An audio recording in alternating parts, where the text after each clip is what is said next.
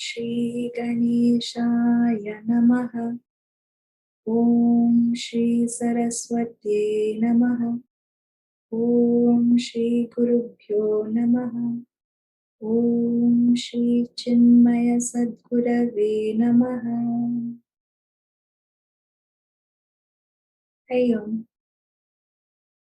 So this presentation is about I am enough, self-love and self-care. And right now, these terms are actually very popular and we are hearing them all the time. So the phrase, how to care for oneself, how to love oneself, all of these phrases and ideas are really being debated in our modern context a lot. And when approaching even these ideas, it reminded me of actually a very famous anecdote that came from kind of a comedic sci-fi novel. But in it, there are these very smart scientists, and they decide to build a computer, a supercomputer, and the computer's job is to provide the answer to the ultimate question of life, the universe, and everything. So the computer is built, and it takes 7.5 million years to calculate the ultimate answer. And when the ultimate answer comes out, the answer is 42. 42. So of course the scientists are totally flabbergasted and they ask the computer, oh, how could you give us this answer 42? The computer says, well, your question was very vague. You said you wanted the answer to the ultimate question. Well, the answer is 42. So now the scientists have to embark on the next part of the journey, which is, what was the ultimate question? That answer that was given was 42. What was the ultimate question that provided this answer? And then a whole other series of hijinks ensue after that.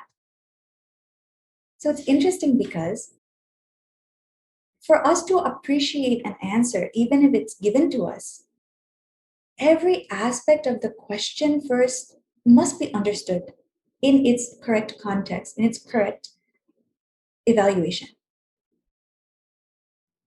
Now, the reason why self-love and self-care have become so ubiquitous, so discussed, especially when it comes to women, young women, is because right now, in many, many aspects of our lives, we are feeling a deep sense of lack, a sense of non-fulfillment. And it can come from many sources. So sometimes we feel that it is because I'm not satisfied with my physical appearance. Sometimes I'm not satisfied with the way that my gender is construed or discussed. Sometimes it is perhaps socioeconomic status, income, the way we speak, the way we talk, the way we look. In some way or manner, in every aspect, I'm finding some flaw, some way in which it is not ideal. And this problem becomes greatly magnified, especially when we look at our digital spaces. Human beings now, we spend so much of our time in a digital space, whether it is social media or the internet, the computer, anywhere that we are looking. What is happening to us? I saw it phrased very nicely that I constantly find myself comparing my day-to-day life with somebody else's highlight reel.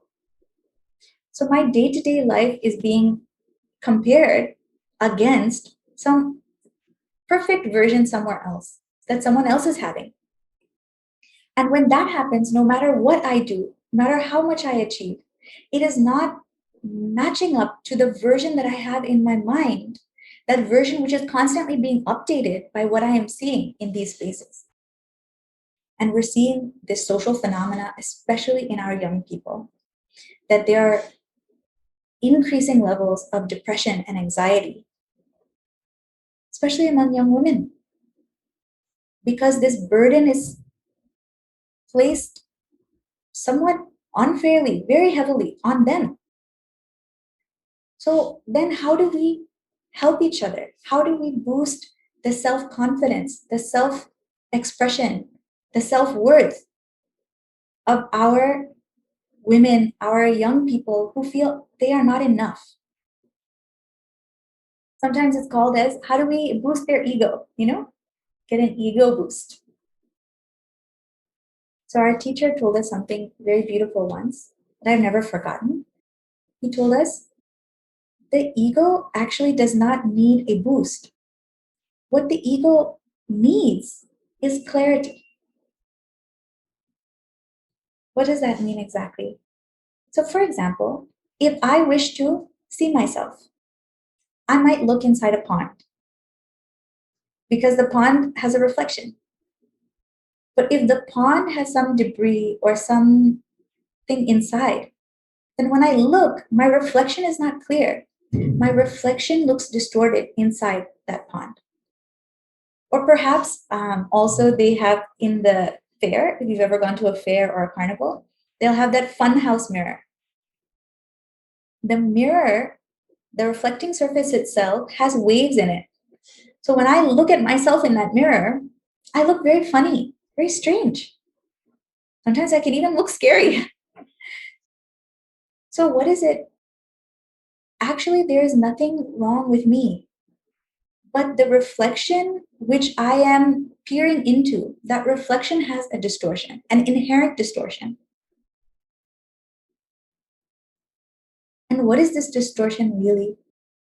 Pujya Gurudev has said so beautifully, taken from our Upanishads only, Dvayat Bayam Bhavati. That from a sense of duality, from there being me and then the other, from this, fear comes. Fear is born from this. Fear and all of its attendant manifestations, anxiety, depression. And the lens by which I am perceiving myself is through this ego only. This ego that identifies with our body, with our circumstances, and constantly is comparing that body and circumstances with others. The ego does this because ego is finite. And so all of its perceptions also are finite. And that finitude creates all of the problems that we are having. So, in comparison, if we look at Mother Nature, the way Bhagavan has designed this Prakriti, every aspect has its own inherent value. Every aspect is divine. Every connection, every being, creature has its purpose. We might look and see differences and see one as being more valuable than another. So one plant we see, this has no flowers, you can't make medicine out of it. What use is this plant? But another one, oh, I can make some medicine from this. I can make some dye for the cloth. I see some value in that other plant and not in this one. But everything has value. Everything is divine. I saw one very interesting post once. It said, if trees could give Wi-Fi, all of us would plant trees. Every single one of us would plant as many as possible. It's too bad that trees only give us the air that we need to breathe. So this is perfect, If we're without Wi-Fi for even 2 minutes, we become extremely agitated. And therefore, we go through great lengths to ensure that we are always connected. But because my perception is to see what is immediately useful to me, I can overlook the much bigger aspect, which is, look, these plants and trees, they provide the very oxygen I need to breathe and live. So how do I come to develop the correct relationship with this divine totality around me when my vision is somehow limited? So the answer to this is that we must come to a greater joy and freedom in our relationship with our dharma.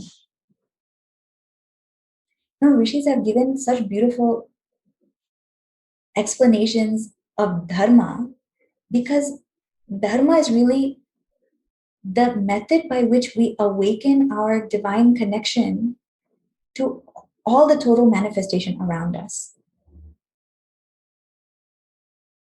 So dharma prescribes that we, care for our body, how to care for our body, to make sure it is clean, to make sure we get proper rest for the body, eat the proper foods, think the proper thoughts. All of these things create a feeling of divine energy inside the body. And when we are also able to find love and connection with our family, with our environment, with our nation,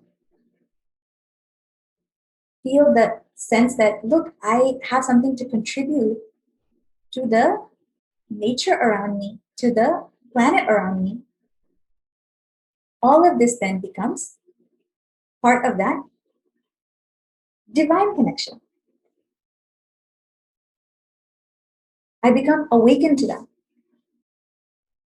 And in that, my sense of limitation dissipates. Just simply dissolves. Now, that is one. How to find the divinity outside through this dharma. But greatest joy is to find the divine within us. And actually, if we look and see, why is it that we pursue any kind of spiritual knowledge? What joy do we derive from being in spiritual spaces like the temple, being in puja, being at the feet of our teachers, our guru, sadhus, saints and sages? We feel such a great sense of peace and fulfillment in their presence. Why is that? See, if the society or if the ego distorts our perception because the reflecting medium has its own inherent distortion, then when we are in the presence of spiritual beings, when we're in the presence of spiritual knowledge, when we're in the presence of Bhagavan, in those spaces, I get the clearest reflection of my own divine self. In the eyes of our teacher, who sees much beyond our physical apparatus, much beyond any other consideration, they only see the divine within us. And when I see myself reflected in their eyes, I feel at peace with myself. This is the great joy of spiritual life. And when this connection grows more and more, soon I start to just feel it inherently. It becomes just my natural state of being because it is my nature actually.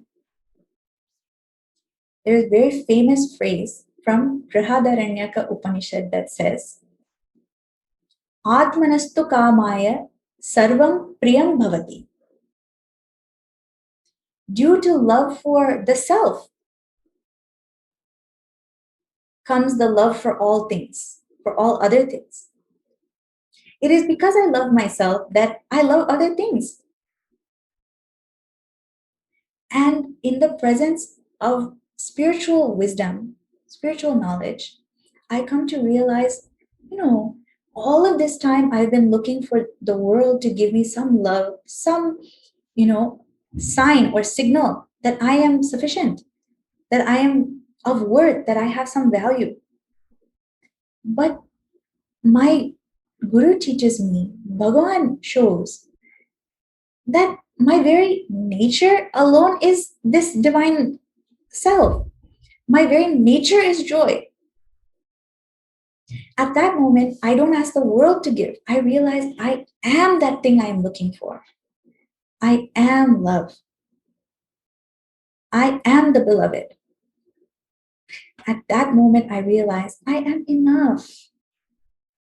I am enough. So we celebrate with all women across the world this International Women's Day, and we pray for the joy and bounty for all of our Devis across the world. Because wherever the Devis are happy, in that place, the entire society, the entire environment flourishes. And so we pray for their well being, for their satisfaction, for their joy, and pray that all that come in contact also feels the same joy. Women have such a capacity for joy and giving. And even though sometimes we feel we have nothing to give, we have so much, even a smile. So through this process, we are hoping to awaken that joy and awaken that respect for our wonderful babies. And we pray that everyone is happy and content.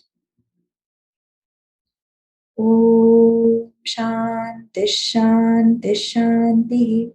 Harihi Om Shri Gurubhyo Namaha. Harihi Om. The beauty of Vedanta, Bhagavad Gita is every experience of ours is accounted for. Study this Gita, live Gita, teach Gita, propagate Gita. What is the really message or teaching of Vedanta or Gita? Is it to look at your life as a whole and live a whole life. The Bhagavad Gita teaches that.